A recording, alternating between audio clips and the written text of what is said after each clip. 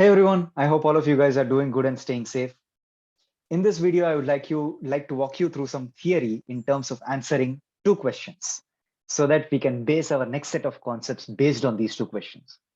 The first question that I'm going to ask you is, if you have a VPC, let's say it has an address of 10.0.0.0/16, and let's say that it has a public subnet.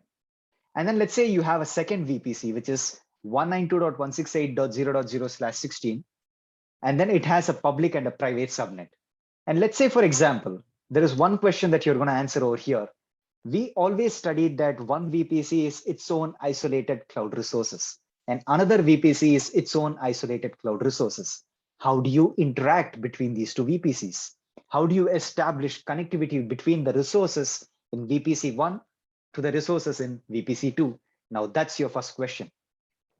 The second question is in regards to, let's say, for example, that you have a resource in your private subnet, something like a database, an Oracle database, and it would like to go ahead and talk to the S3 service, which is an internet-related AWS service for storage. Let's say that this database in the private subnet would like to store logs, would like to store activity logs, or would like to store backups into an S3 bucket, which is in the internet. What are the ways that you can do that? And how do you establish that connectivity? Is it going to be public or is it going to be private? So what's the best practice over here? So let's consider the first scenario. The first question that I asked you is, how do you establish connectivity between two VPCs? How do you establish connectivity which stays private in nature, which goes via Amazon's backbone network, but does not go via the public internet? That connectivity should enable the resources in two VPCs to talk only with private IPs and not public IPs. That concept is called as VPC peering. In the next video, we will see a theory in regards to VPC peering and some important concepts. Now let's go on to the second question over here. The second question is, how does a database in a private subnet talk to an internet-related AWS service? There are multiple options.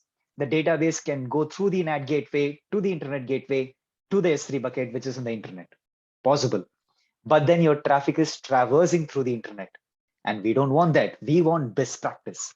We want to ensure that all of the traffic from the private subnet to an internet-related AWS service stays private in nature and only goes through the Amazon's backbone network. And you don't even need an internet gateway. You don't even need a public NAT gateway in terms of this scenario. That's called as VPC endpoints. We will see in more clarity as to what VPC peering is all about and VPC endpoints are all about. And for private connectivity, this is the best practice. If you want to establish connectivity between two VPCs, VPC peering.